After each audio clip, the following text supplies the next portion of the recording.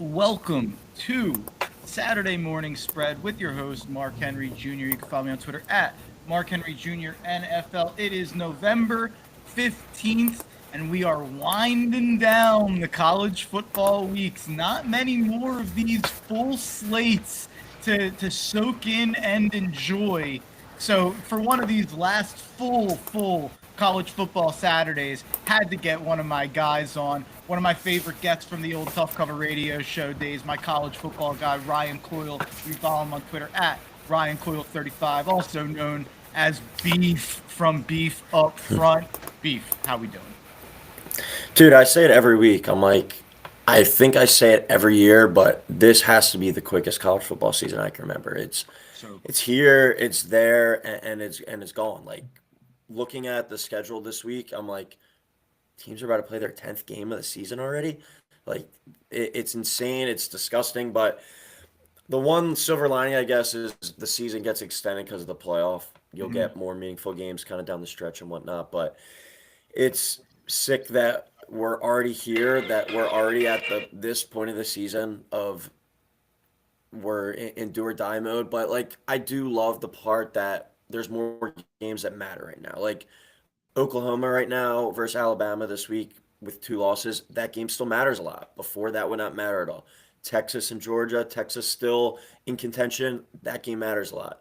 Notre Dame Pitt, even Narduzzi when he came out this week, when he was like, this game doesn't matter. Basically, he said we'll lose 110-3. I still think it does matter if they do win that game. They win out. I forget off the top of my head who their other two games are, but those are two Miami quality and wins. Georgia Tech. Yeah, like those are two really like if they go 10-2, Pitt, like they're at least going to be hosting a game. So all these games still matter down the stretch. It's very important, but at the same time, I'm also a little bit sad. But you still got the NFL too to balance it out. But I'm excited to be here. Excited for a big week of college football. We're actually going to Austin next week. So off the Oh, for rooting interest, we're Texas fans tonight to give that game a little bit more meaning next week. all right, let's start right there then, because Yeah. I've got bad news for you, Beef. My best bet of the day is I'm calling on the dogs. I got them at 5.5. I know it's at Yep. 6.5, 7 now, depending where you're looking. But I'll give you a little hint for my other best bet of the day. I'm rolling with the tide too. Like the two big SEC games of the day, I'm kind of laying the number and expecting chalk a little bit. I think Texas and Oklahoma maybe a little inflated, and the Georgia thing. This is a bad analogy, and I don't even want to talk about the Philadelphia Eagles right now based on the conversation around it. I feel a little bit similar about Georgia that I do about the Eagles. Like everybody's picking apart Georgia and they're like, "Oh, they looked so bad in the first half against Florida, or they look so bad in the first half against Alabama, or they look so bad in the first half against Ole Miss, or they pick apart these even some of their wins and their impressive wins in Tennessee and Ole Miss, and they're like, but they didn't look like Georgia and they didn't look dominant for the whole game. And what I'm looking at is I see that second half against Alabama where they shut them out and almost came back and won the game. I see that second half against Tennessee where they came back from down big. That second half against Ole Miss. And then last week, I think we finally saw Georgia kind of put it all together. And I'm Yep. not telling you Mississippi State's awesome or they're world beaters, but they kept it close with the same Texas team Georgia's playing today. They should have beaten Texas. They should have beaten a couple good teams on their schedule. And I think we finally saw Georgia figure out how to take what they've been doing in the second half and shown flashes of and do it over a full game. And I kind of feel the same with the Eagles, where it's like, we know it's in there, guys. Like that core won the Super Bowl last year, and they're Hmm. 7-2. They've shown flashes of it even this year. I think there's a parallel with the Georgia Bulldogs and the Philadelphia Eagles, which is funny to say. Yeah, no, I 100% agree with you. I've said that a bunch before too to my friends. I'm like, you don't pick against them because they just find ways to win. Like you can look at the Georgia Bama game and say basically, that's a one off. That's something that doesn't ever happen since 16, I think it was. It was their 16 or 17. That was their first home loss. But you look at Georgia too. I always say like fourth quarter comes around, the old cliche, you put those fours up, if Georgia does that, I'm trusting them more than not because they I don't know if they got some devil magic up their sleeve or whatnot, but they find a way to win. And I love to listen to Stanford Steve and Scott Van Yep. Pelt, but they say it as well. They're just basically like, you look at those guys, you look at their coach. Fourth quarter comes around, you have faith that they're going to pull it out. They're not the best team. It's definitely not the most talented Georgia team that we've seen in the past decade or so, but still, they find a way to get it done. And at the end of the day, like, you can say the same thing about. I don't think they'll ever be the same player, but Jalen and Gunnar Stockton, it's like they're not the most talented player. They're not the best player at the position in the sport, but push comes to shove, fourth quarter comes around, they find a way to get it done. So that's why I like Georgia to get it done today. I didn't take the number, but I was looking last night, and it might be just playing it too cute. It might be in at 11 o'clock tonight. You're like, why did I do this? But I was looking at Bama and Georgia money line is plus I like 103. it. I Plus like it. 103. I might end up throwing that in there as well. They're my two best bets of the day. And then the other thing, I mean, you mentioned Kirby, you mentioned Gunner. I hate to simplify the game of football down to this level, but when you got Kirby and Gunner on one side and you have Arch and Sark on the other side, and I'm not gonna tell you Sark sucks, but he's 0-4 in his last 4 games as an underdog. He's 1-7 in his 8 games Yep. as an underdog at Texas. Like Only they've 2 done a and good 6 job. ATS as well. Yeah, and they've done a good job winning the games they're supposed to win at Texas. This isn't one of those games. And I know the Georgia defense hasn't been dominant, but are you really going to tell me that the reason you're picking against Georgia is because you think their defense is going to get gashed and the offense isn't? Like, I think they actually have the offense part figured out. And I think Kirby's starting to figure out that defense part. And another thing with Georgia, like, I think we're over indexing when people are crapping on the defense and saying not the same Georgia defense, and it's not. But you look at the 2 games; they gave up they gave up 35 to Ole Miss in a shootout, and they gave up 41 in overtime to Tennessee. You take those games out, there's still an Alabama game in there. They only gave up 24 to Alabama. They're actually only giving up 14 points per game in the games besides Ole Miss and Tennessee. So it's not like they've had a bad offense come in and put up 30 on them or something like that. So I still kind of believe in Georgia, and this is kind of just an over. I've been in an argument with a couple of my buddies lately about how many teams would you take in front of Georgia right now to win the national championship, or even if you want to simplify it, how many teams, if they're matching up against Georgia in a playoff game, are you taking to beat Georgia in that playoff game? And to me, it's only 3 teams. It's Ohio State, it's Texas A&M, and it's Alabama. I'm not even saying Indiana. If it's Georgia and Indiana, I think we know what the line's going to be, to be Yeah. quite honest. I think Georgia's going to be favored on a neutral field. And the only other team I'd be even slightly interested to see against Georgia is selfishly Notre Dame. But you got to see what the defense looks like for Notre Dame. Am I crazy to say I'd take Georgia over Indiana, Texas Tech, Ole Miss, Oregon, Notre Dame, like, and beyond? I mean, they're ranked 5, but Yeah, Georgia, I mean, going into the season, they were my national championship team. I think I can I throw it back to you. Like, if you had to win a game tomorrow, like, who are you picking as your head coach? Kirby, 100%. Yeah, like that. Like at the end of the day, if I have him, if I know what they're able to do, I think in the second half, in the fourth quarter, this is definitely not their most talented team. This is not the best roster that he's had. This is not the most talented roster that he's had. But to find just ways to win, and like you were saying back with the Eagles, Eagles might be the most talented roster in the NFL. They don't look like it every week. They don't show it every week. But at the end of the day, what do? They find a way to win. And Georgia's done that. Georgia has found that way to win. And that's what matters most. And you're not every season going to be the most talented team, but Kirby's still able to get the most out of those guys. And also, I think the biggest thing last year, Texas in those 2 matchups against Georgia could not block Georgia for anything. Like, Georgia was just ransacking their offensive line, and that Texas offensive line last year was better. I'm not saying this Georgia defensive line is going to be able to do the same damage, but I think the way that they work together, the way that Kirby and that defensive staff, they definitely have something on Sark and that offensive line that I think can get to them. So those images stick out to me. I remember exactly where I was watching both those games last year, and it was just like, what the hell? Like, is this the 2021 Georgia defense playing out here? That's how good that they looked at times. But I think you, at the end of the day, you just got to have the faith that Georgia wins. Sark as an underdog too. Like last year was the first year that Sark ever won double-digit games too. Like he's not been historically a great head coach, and he's also slipped up in the big moments. So I really like Georgia. The number is a little bit too big to me, and I really like Alabama. So that's kind of I assume we'll get into that at one point, but that's kind of why I'm transitioning more to Georgia, Bama. Just find a way to get it done. Yeah, and we'll just hit on that right there. Bama -5.5 is my other best bet of the day, and I was on LSU last week, which pushed, thankfully, which was a lucky push.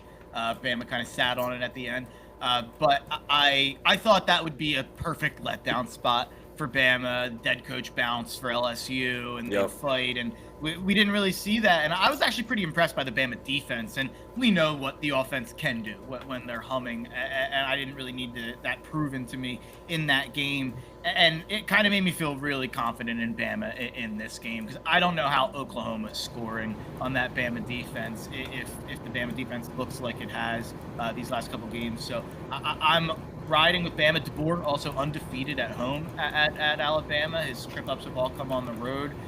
There's also that, Oklahoma ruined their season last year. So you'd have to think DeBoer's been thinking about that all year, probably hates Venables. I don't know if you saw, there was some, anonymous SEC poll, they asked all the head coaches, who their least favorite head coach was, and I guess, half the league said Venables. Really? And there was some stuff out, I think it was the offseason, yeah, and there was some stuff out there where Lane, really crapped on Venables after Oklahoma lost to Ole Miss, and I think some people do not like him. And he's like a Clemson guy. Maybe he's not one of them. He didn't come from the SEC, I guess, maybe. But I think DeBoer gives them some revenge in that one. Yeah, my take on this Bama game all week has been, you look at Bama when they've lost under DeBoer, the Florida State game, Vandy last year, even the South Carolina game this year. You can argue that they should have lost. When they're big favorites, when they're supposed to win handily, that's when that team doesn't show up. They've really struggled in the games where it doesn't matter as much.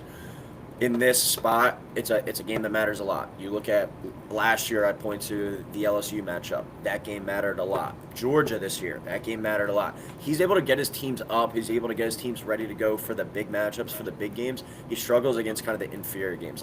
You look at Bama's schedule still, I think it's Eastern Illinois next week, but then it's Auburn, Iron Bowl, who knows? You win this game, you basically punch your ticket. You lose this game, you're playing with fire, and you're like, all right, we got to beat our rival where crazy things happen in that game. And say what you want about Auburn, they've been within a touchdown of beating everyone the entire season. They've failed to close games. They've struggled to close games. But last week they take, with the interim coach, their offense looks the best it has all season. They take Vanderbilt to overtime. Auburn, they show up, they play their best football. They could definitely hang around with Alabama. So if you're Bama, you don't want to play with your food at all. You want to go out there. You got to win this game. You're ready to go for this. And Oklahoma too hasn't looked the same since Mateer came back. Since he came back from that injury, it was probably rushed. He's probably not 100%. It's a situation where he had to come back. He had to do it for him, his own job, his own professional career. Venables needed him to come back, and I still give Oklahoma some credit, because going into the year they probably had the toughest schedule in the country. But if Oklahoma finds a way to win this game, they're going to win out. They host LSU, they host Missouri, so it's a huge game for both teams. Elimination game, I think, for Oklahoma. I do like Bama, but it's also am I that comfortable with laying the number? If it was 3.5 maybe, so I would probably do it. That's where I kind of go back to revert, where I just think those two teams are going to win with Georgia and Bama. Parlay them on the money line, plus 105, I think it is. What I took it at last night, I think that's just kind of where I'm leaning towards. But if you made me make a pick on the number on both of those games, I would side with you with the 5.5 and the 6.5. And then certainly the most important game to me, and the most important game in my heart, the game where College Game Day is right now, Notre Dame at Pitt. I'm going with the over here. I'm still not fully sold that Notre Dame's defense is fixed. I think Chris Ash is more like Chris Ass, if you ask me. I think he absolutely sucks. I hope Golden gets fired pretty quickly from Cincinnati and comes back home next year and fixes That's the been Notre bad, Dame dude. defense. Yeah, that's like a breakup where both sides lose. Like both Yeah. sides downgrade big time. Like Al Golden and Notre Dame was perfect together, and then they both went out there and found each other like force. It's a bad breakup from Al Golden and Notre Dame. I'm still going with the over. I got 53.5. To be honest, I don't know why I didn't consider this before I bet the. I grabbed it at 53.5 on FanDuel when it was like 55 elsewhere, 54.5 elsewhere. So I grabbed it to just lock it in. I don't know why I didn't think about this, and I'm usually more of a team total guy anyway. I probably would have rather just went Notre Dame team total over 33.5, to be honest. But I'm going with the over. What are your thoughts on both sides of that? Yeah, I was listening to. I'll be honest. When I listen to our guy Rico on Pick'em, I usually don't listen for the football takes, the football analysis. More so, just like a couple laughs for an hour on like a Wednesday or Thursday, whenever it comes out. But he was touching on it. These are two really good rush defenses, but two defenses that have struggled against the pass. And you get Carr and, pardon my for forgetting the Mitchell. pick. Yeah, the two quarterbacks that can really sling the rock. So I think these are two teams that are going to air it out this week. Rico was touching on it, I thought, best, where he was like, both these rush defenses are really good. If they're going to want to score the ball, it's going to have to be through the air. So I am looking for these teams to throw the ball. If I was making a play in this game, it's probably a stay away from me. Like, I don't know how much I'm buying into the Narduzzi coach speak or kind of whatever he was going into. Probably staying away from it. But if I was going to make a play, it probably would be the over two. Notre Dame, I think the defenses definitely came around in the past few weeks, but you look at that Pitt offense since this freshman quarterback took over, they've really taken off. CJ Carr has gotten more and more comfortable throughout the season as well. And like at the end of the day, how much does Pitt show up? Like Notre Dame, like you were saying, they could maybe almost get the at least the team total for sure, but maybe even close to the total themselves if they put up a 40 spot. We've seen Notre Dame really be able to score in some situations this year. They've also had a few games where they play. Like you were kind of saying, I would probably lean towards just taking Notre Dame team total at the end of the day, but I do think Pitt's going to have to throw the ball from behind a lot as well. Yeah, I agree. Let's on the rest of the slate. Let's kind of go rapid fire here for the next like 5 to 10 minutes. Any other slate on the or any other bet on the noon slate for you that has your eye? Noon slate. I do like the USF Navy over. I think I USF. lean that as well. Yeah, kind of just an auto bet there for that over. I don't believe Horvath is going to play. If he does play, I would be surprised with that 10.5 number. But USF, they could put up 45 themselves for sure. That Navy defense, we saw it last week against Notre Dame. We've seen against Temple, I think they allowed 30 points. USF is going to be able to score. They're going to be able to go up and down the field.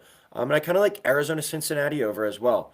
Cincinnati has been one of the surprise teams in college football this year. Arizona can definitely put up some points as well. That game's sitting there at 56.5. I think we can get some points in that one too. I'm actually, my only other bet in the noon slate is on that game, but I'm going with Arizona. I'm taking the +6.5. I feel like they've really played well as of late.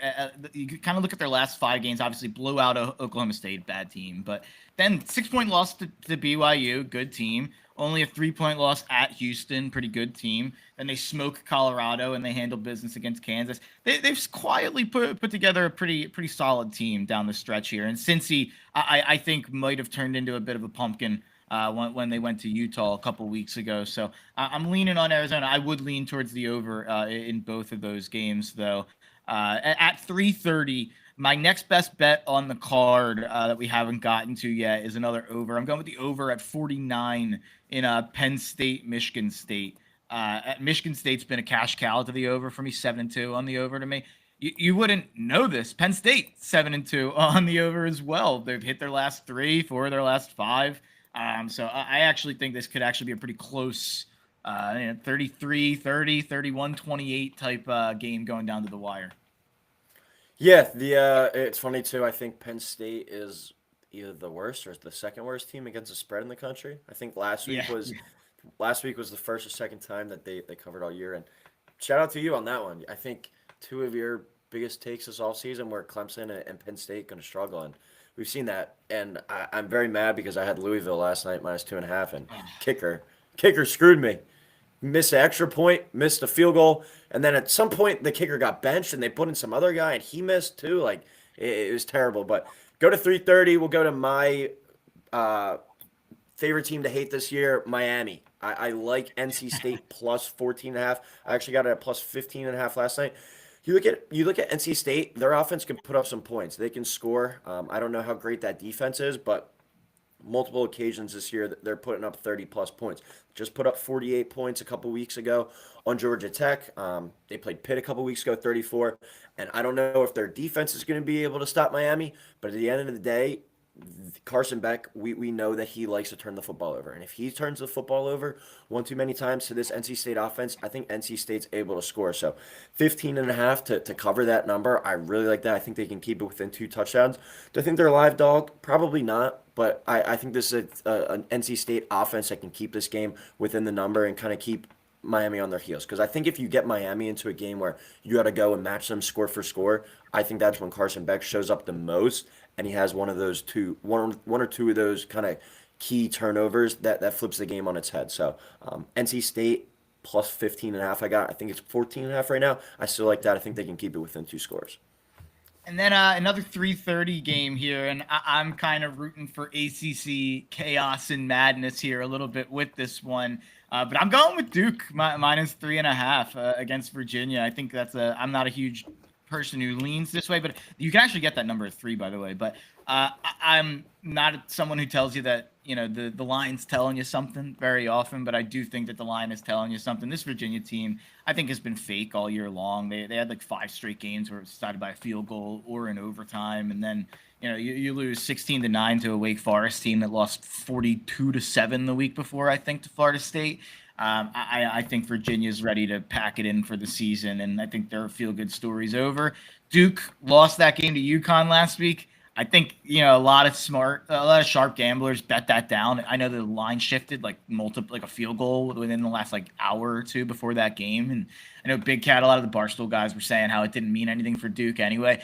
Now there is some buzz out there where Duke could win the ACC title and get left out of the playoff. What are your thoughts on that game? And then what are your thoughts on would they actually leave Duke out?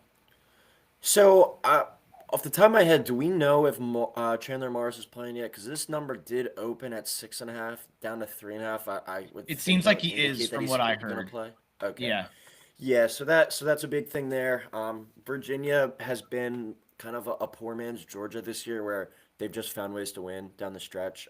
But if you watch them, you're like, how did they do that? Like, they should have lost the North Carolina game. The Florida State game was pretty hectic. They definitely outplayed Florida State that game. I remember watching that game from literally start to finish, and that was one of the funner games I watched this year. But Virginia has kind of pulled out some devil magic out of their sleeve. I do like Duke in this matchup. I liked UConn last week against Duke because it was kind of the same situation that Pitt Notre Dame, where it's like, all right, let's just throw this non-conference matchup right into the end of the slate, and at the end of the day, that game did not matter to Duke at all. I think this game actually, if Morris does play, I think we get some points. I would probably take the over in that matchup because you look at Duke. It's funny to say it with Manny Diaz, a defensive coach, but they haven't been able to stop a nosebleed for a while now. UConn last week, they let up 37. I had the over in the Clemson Duke game 2 weeks ago. That game hit by half. The over in that game hit by halftime. 45-21 against Cal. Like, that defense has really struggled this year. So if Chandler Morris is playing, that offense is a different animal, different beast. I would probably go with the over of 59.5. I think the number's sitting at right now as my play for that game. But I'm with you. I like Duke to win that game too. And if I was making a play on that game, I would take them to cover that spread as well. This is or actually let me run down the last 3:30 game. I don't have a play on this one. I lean USC. Iowa at USC. USC is a 6.5 point favorite. A lot of rain coming today, which I don't like to hear for USC. I feel like the sloppier the better for the Hawkeyes. Yeah. So, but any read on that game? And are you taking USC seriously at all as a team that could run the table here? All 3 games I guess all. Because UCLA is an easy game. Their next 2 games are both pretty tricky here. Iowa at home, and then obviously at Oregon, where they're going to be a dog next week. Do they have any chance at finishing 10-2 here? And I think if they go 10-2, they're probably in. Yeah, if they go 10-2, I definitely think they're in. It's funny to just look just for this matchup, like Iowa, your brain is just conditioned to take the under. USC, your brain just conditioned to take the over. So Yeah. what do you do? It's kind of one of those like maybe just have some fun and do a personal challenge on this one. Go with your gut. But yeah, I think if USC makes it, or excuse me, if USC wins out, they go 10-2. That'll include wins over Michigan. Michigan won't have a chance to get in at that point. They're one loss. Illinois on the road. That was a tough game. And then Notre Dame, most likely if they win out, they're going to be in as well. So you look at the Illinois matchup, who was ranked at the time, really tough game, came down to the wire. And then the Notre Dame game, a playoff team. You win the rest of your games 10-2, but like you look at their resume, not that great, but they do have a really good chance to entice that or enhance that down the stretch here with Iowa and Oregon. And say what you want about Iowa, broken record, the same situation that we've seen for how many years now, but that's still a damn tough team to play. Like Indiana, other than I guess Penn State last week, that was probably their toughest game of the season. I think Oregon last week gave gave Oregon a really tough battle last week. If USC goes 10-2, I would have a tough time keeping them out.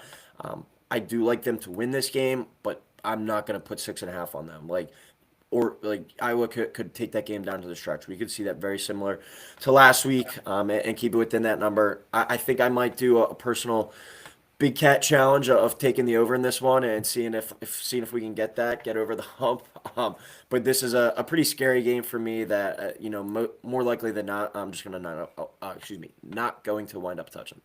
Yeah, I'm in the same boat. I think it's a great breakdown on that one. I'm going to hold my nose here. I'm holding my nose, and I'm taking 32.5 points with the UCLA Bruins. I'm taking UCLA plus 32.5 against Ohio State.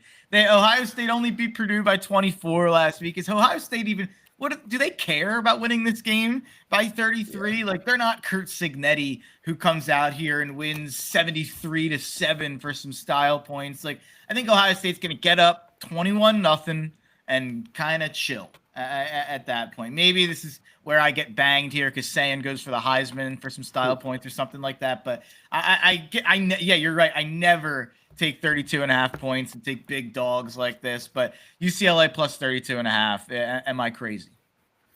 I don't think you're crazy.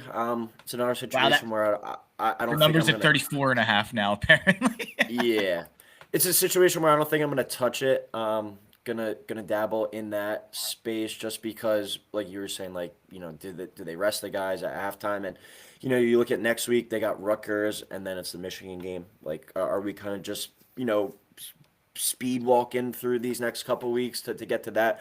But it's funny, just like off the record, looking at Ohio State's schedule, they had the win over Texas and they have the win at Illinois. Those are the only two ranked matchups this year that they've had. Like, I'm interested to see this Ohio State team, just kind of talking big picture. I saw Orlovsky talk about the other day, like, what does this Ohio State team look like when they're down 4 in the fourth quarter and they need a touchdown drive? Like, we haven't seen it all year. They haven't really played, and you could give the credit to them for beating up on everyone.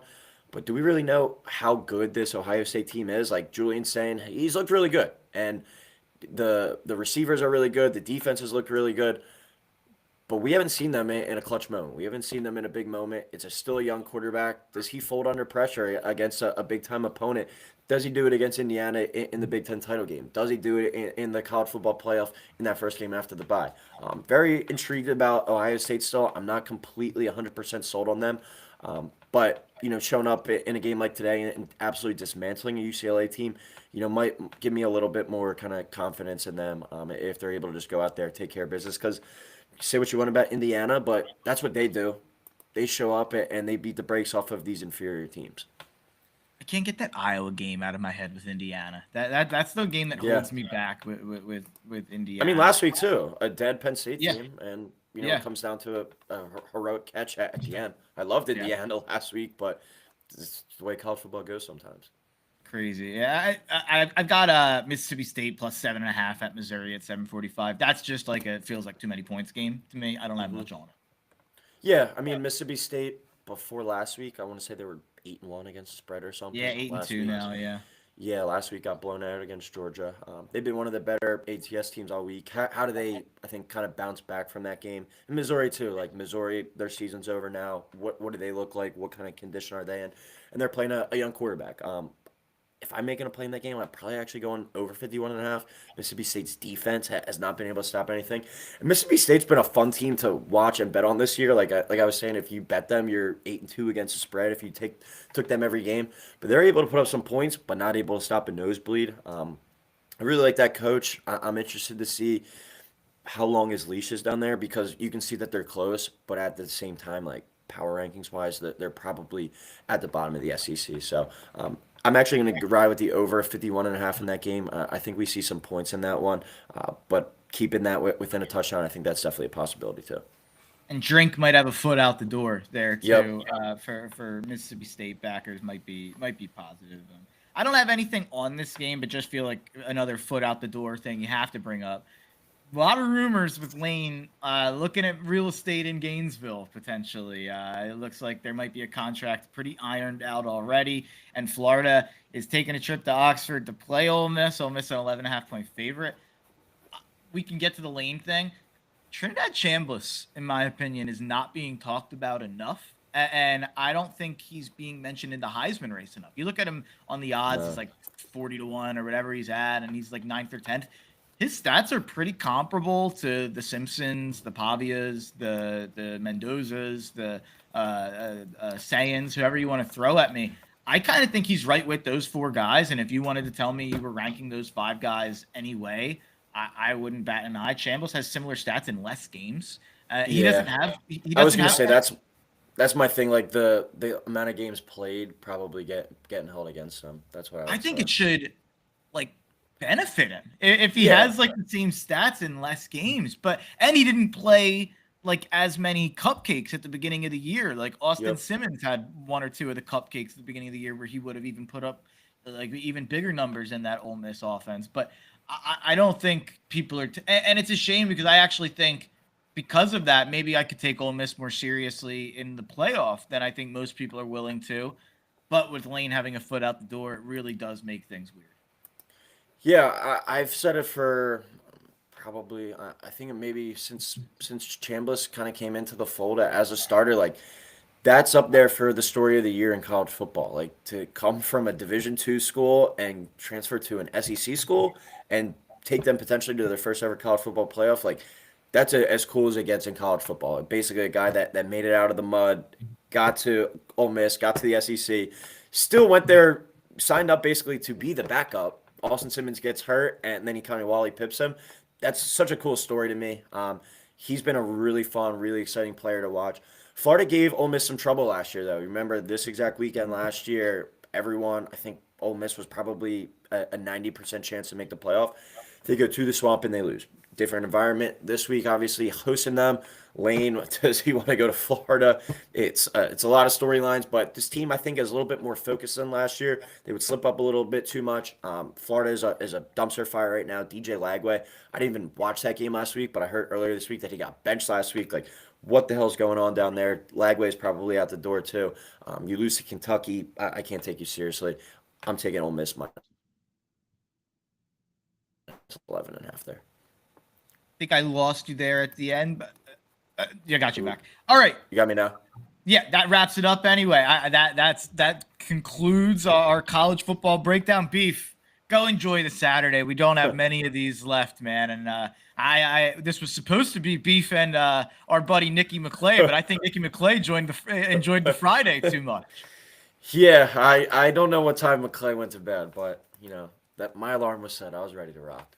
Whoa, breaking news, actually, from Pete Thamel just now. James Franklin and Virginia Tech in early talks about him becoming football team's next head coach. Brandon Walker's been saying he's waiting on Florida State to see I saw that too, yeah. To see if he's going to get Tallahassee. Any reaction to that before I get you out of here? I think it's a good fit. I did see him the other night too, down at Old Dominion, so he might be already kind of looking for some real estate down in that area, but I think that's a good fit. If Wisconsin opened up, I wanted him to go there. I thought that would have been the perfect kind of fit for him. Like, just get Wisconsin back to 9-3 every year, and everyone's happy. But Virginia Tech, in my lifetime, like my football watching lifetime, it's been a spot where I haven't been able to like really see that program succeed that much. Like off the Mhm. top of my head, like I haven't seen that much. But from everything I've heard, when college football is good at Virginia Tech, it's one of the cooler spots in the sport. So I definitely think he can get that program back to relevancy. You look at the ACC, Virginia, hell, from the gutter this year, does it? Georgia Tech, like that's a situation where he can go in there, and he's already very strongly recruiting that area. Being from Penn State, that's an area that he really recruited well, the DMV. So I think that would be a perfect marriage and a pretty cool fit there.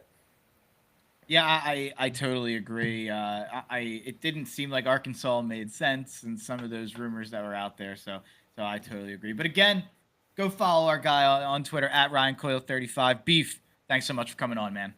Thanks, Mark. Enjoy the Saturday and go Irish. I'm pulling for him today. Let's go Irish, Beef. And I wish I could pull for Texas for you for next week. But if Georgia doesn't cover, hopefully Texas wins. So that There we game go. will be awesome. There All we right. go.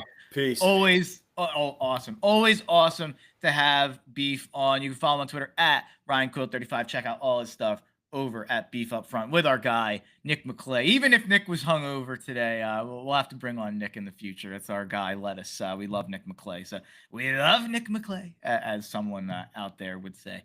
But let's read off those picks just to summarize them for you. College football slate.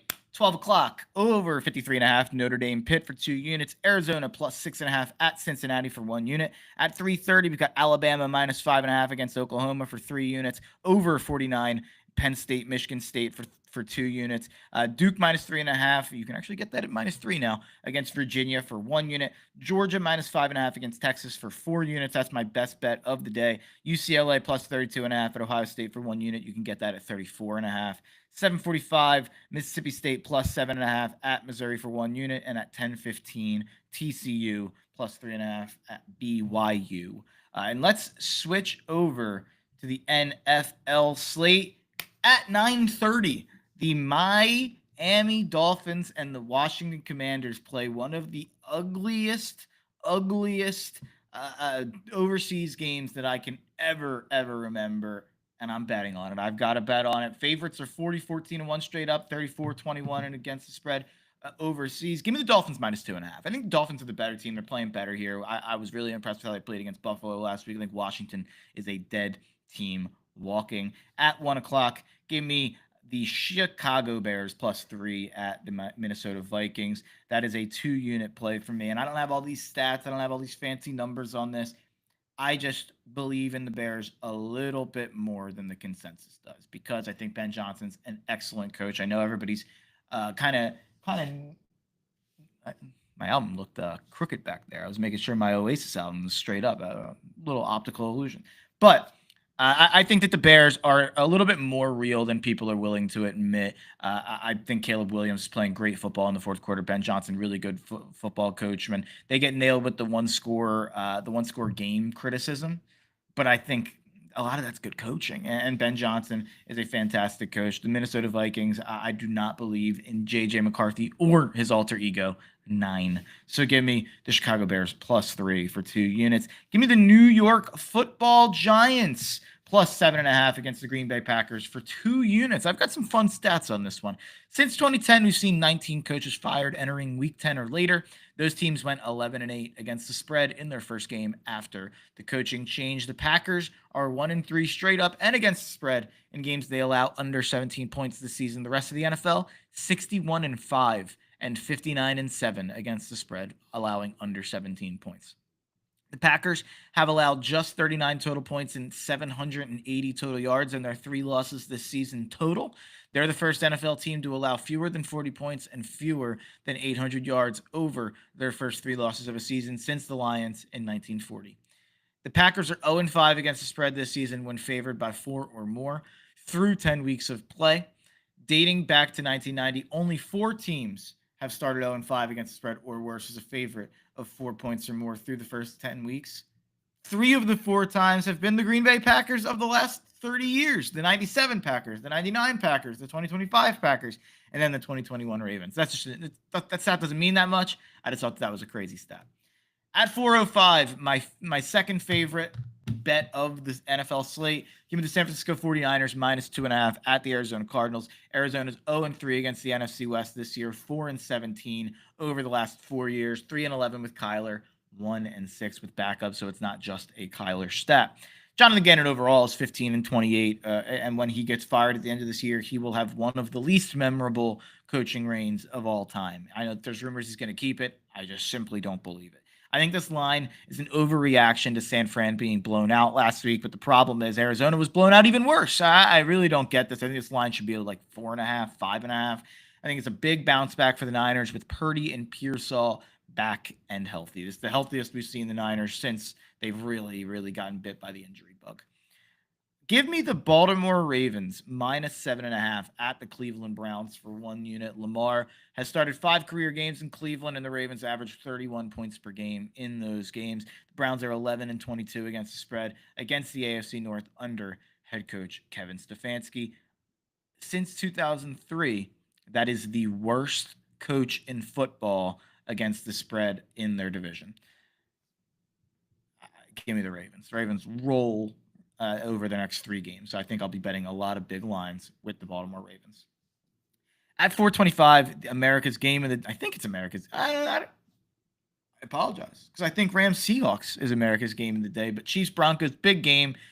Give me the Chiefs every which way. Give me the Chiefs minus 3.5. First of all, this is all I need to say. The Broncos have beaten the Jake Browning-led Bengals, the 2-8 Geno Smith-led Raiders by 3, the Davis Mills-led Texans by 3, the 2-8 Justin Fields-led Jets by 2, the 2-8 Jackson Dart-led Jets by 1, the 1-9 Cam Ward-led Titans by 1 score.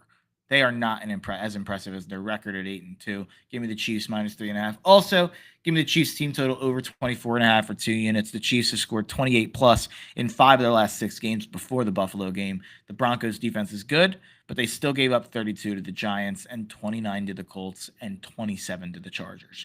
So I still think they're capable of giving up plenty of points. Also, sprinkle a little Patrick Mahomes touchdown. I forgot to give all my touchdown plays. I'll save those. I'll save my touchdown plays for the end. Sunday Night Football.